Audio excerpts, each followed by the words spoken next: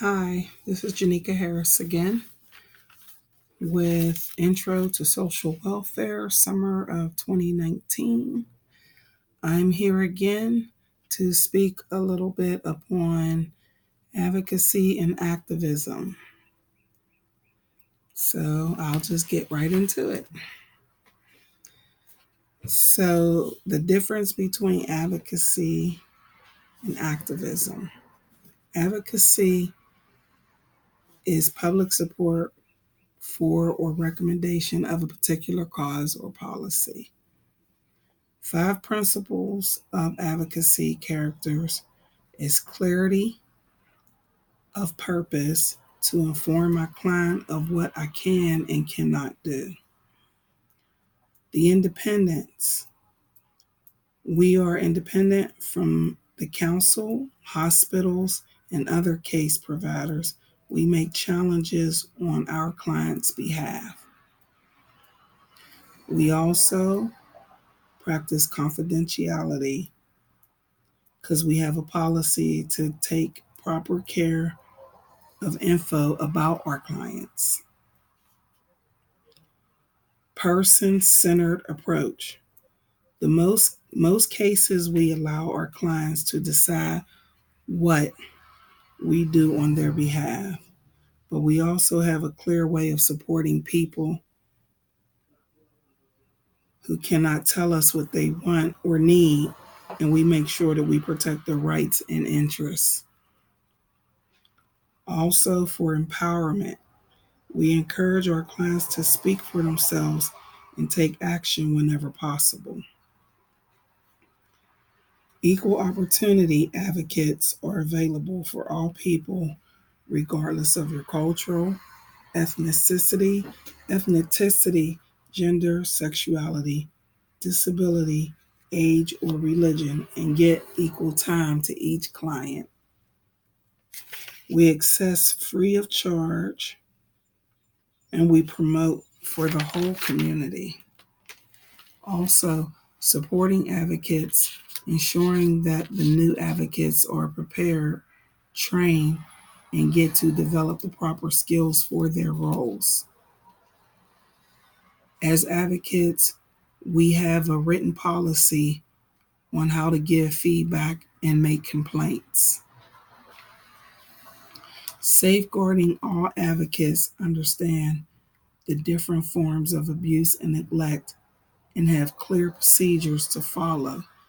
And should we suspect the client is at risk, as mandated reporters, we do such.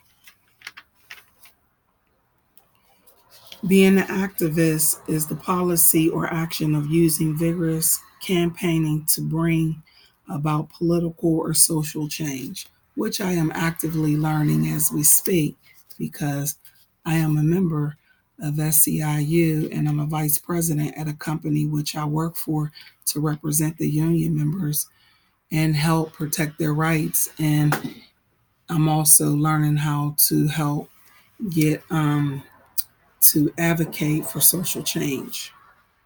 So, an activist is a person who campaigns for some kind of social change by way of demonstrations, strikes, sit-ins, sit-out, or whatever is necessary to peacefully force policy changes. And other ways to engage an activist is to attend town meetings, donate money, engage civically with your local mayors, support those on the front line by taking surveys and finding out what the people of the community want, to educate ourselves and read about the policies and follow up on any new policies that may come about, to call out the behavior of racists, and to practice self love, self care, and not feeling guilty for taking care of oneself. We listen and we empathize because sometimes people just need to be heard and not to make it about themselves. Some activists try to persuade people to change their behavior or their way of thinking because it's easier to try to persuade a person's way of thinking or behavior than trying to persuade the government to change laws. And being an activist has its benefits. It allows you to have more control over life, which helps prevent the feeling of helplessness. And also, it's empowering, self preserving, and the ability to adapt to become stronger in the face of adversity. Advocacy is an essential part of the field because without having an advocate to speak for those people who cannot or out of fear will not speak up for themselves, we protect their rights and interests and they will continue to be violated by those who do not respect their rights or just too ignorant to care about others.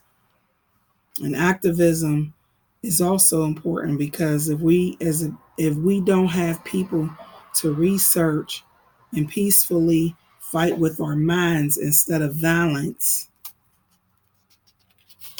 to change laws that creates better living environments, we the people, no matter our race, religion, sexual origin, or ethnicity, will suffer at the hands of lawmakers to do as they please with our lives.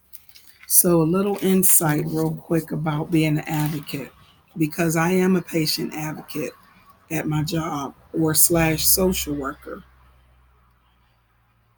A patient advocate and or social worker must be equipped with a variety of skills to provide resources and comfort to the patient, such as communication, organization, problem solving, and having patience to deal with the emotional aspects that comes with it. In my experience of working in nursing homes for 30 plus years, I've had a patient come to me crying because they were mistreated by one of my coworkers and was afraid to report it to management out of fear that the patient would be retaliated against or that the coworker would lose their job. And the patient didn't want either one to happen. They just wanted to be treated with respect and dignity. So me being the mandated reporter, I had no choice but to report the incident to management. But I also advocated for my patient by allowing management to making the management aware of the fear that the patient has for the person that they were reporting. So again, without advocacy, it would be impossible for many people to exercise their rights from abuse. And this concludes this session of advocacy versus activism.